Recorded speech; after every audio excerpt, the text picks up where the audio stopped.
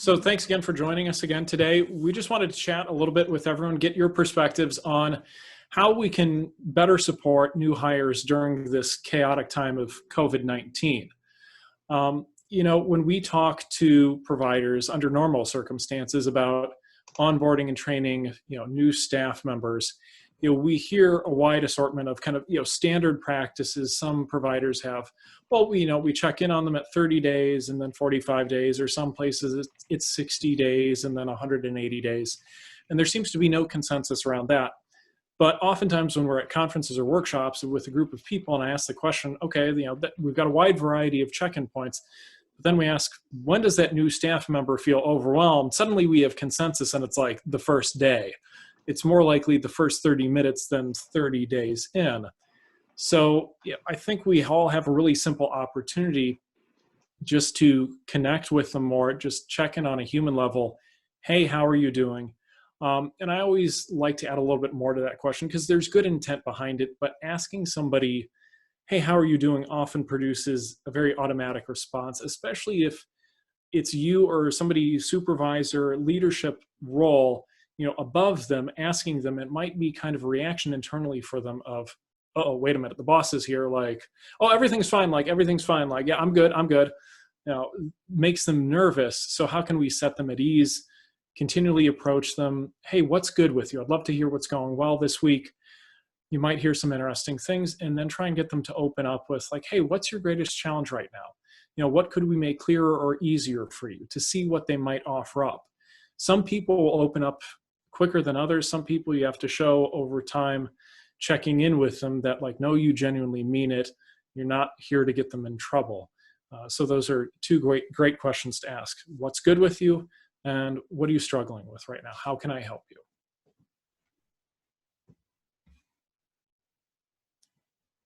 So I think, when you think about what's taking place, it really isn't business as usual. You've got to think about it differently. Perhaps you're doing your training online. You have to engage them in a little different way. We'd love to hear a little bit more from each of you. What are some of the things that you've changed? How is it looking different? If you're now online for over an hour, do you take the time to stand up and do a stretch break and say, hey, let's move a little bit before we get back into it?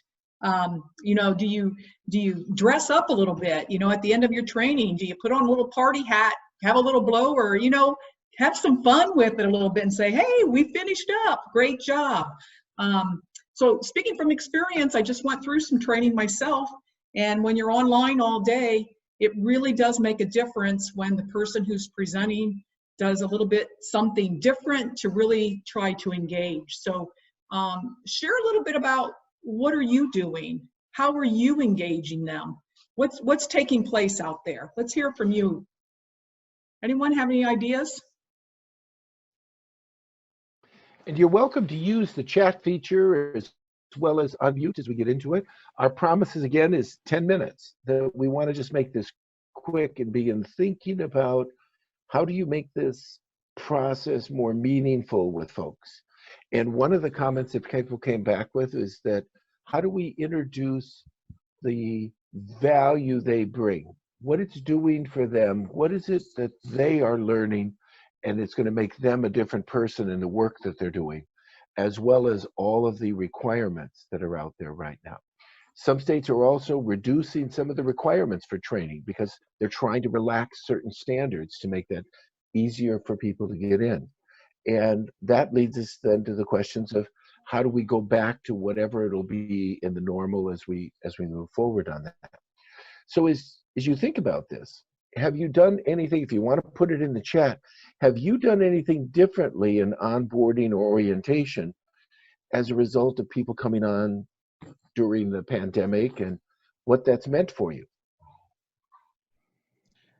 We have started hiring more parents as caregivers. I've been bringing on about one parent a week for the last 5 weeks or so, where they could not have outside staff in the house due to concerns about bringing in the virus. And so we have approached parents about becoming caregivers. And so that has actually taken up some of the slack in our business.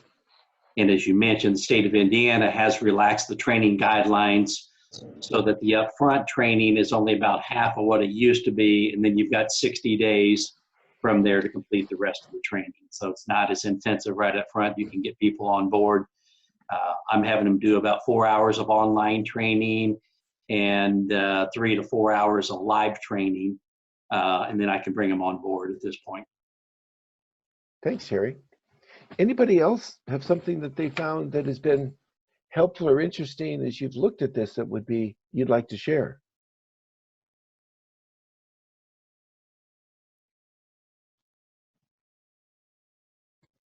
This is Pete in Dayton, and we haven't done a whole lot different. We're small, so we do our onboarding typically in a 1-to-2 or 1-to-1 training session where we practice our social distancing. You know, we clean. We emphasize that with the new employees, not just because of what's going on now, but because it's good practice going forward. So we haven't done a whole lot different. We like that personal hands-on approach, and as long as we can keep that social distance, we like the eye contact, we like to see body language, and it's just been really helpful for us. Great. Thanks, Pete, for sharing that. One of the things we wanted to talk about and again, with our 10-minute format, we're going to move through some topics really quickly. We're also going to encourage people to put things on our YouTube channel and share things that you'd like to put within the community. One of the things that we're reading a lot about, you may be getting, is that people are, with the high unemployment, and since this is essential work, people are finding it easier to hire people and bringing people in who they also may worry may go back to their other jobs whenever they're rehired. And should they assume that these people are going to quit on us in a month or 2 months or 3 months down the road? And I want to suggest that we take a look at that in a different way. An organization that I worked with down in New Orleans was a health clinic, and they started off with the idea that every new employee is an ambassador for you. You don't know how long they're going to stay. You don't know what their future is, but you start with them as an ambassador and thinking about them as someone who puts their reach out into the community, to their church, their social group, their friends and families. And they started with that idea, and they added a core competency in their onboarding for their training. This was for janitors all the way up to the CEO. And the core competency was, we want you to be an ambassador for us, knowing families that may need help, they're a health clinic, or knowing great people just like you that might want to come work for us. Two things happened. 40% uptick in referrals of people. There was no payment for referring friends. There was no cash change hands, but 40% increase in new applicants because they said, we want to hire people who are exceptional just like you. And people responded to that. So if we think about these new hires coming in that may go back to their company, they might, but they may stay. But if you look at it as a chance to make them ambassadors for your organization, that even if they go back to that company with a much higher paying job, what is the experience they're taking back? What are they telling that company about people with disabilities that they worked with?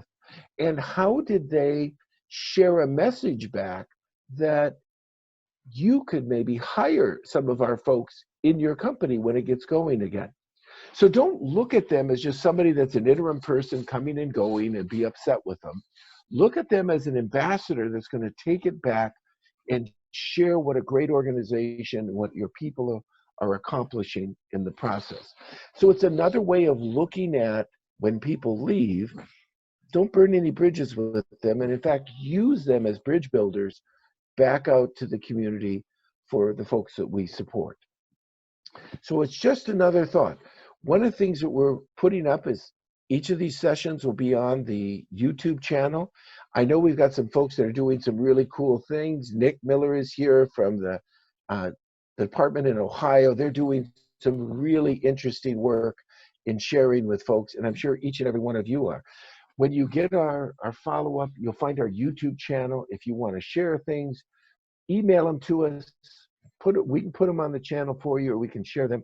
We are going to get through this together, and sharing the important work that you're doing is just essential in keeping us all going. So we're right at about our 10-minute limit here. Any quick comments anybody has before we go? Excellent. Or I'd add, Yeah. what would you like us to all chat about next week? What questions, challenges, concerns are you facing that you'd like to hear from others on? Send us a topic. We appreciate what you're doing. See you next week for 10 minutes, just talking about a couple of quick things, and know your days are full. And thanks so much for being here, everybody. Bye-bye.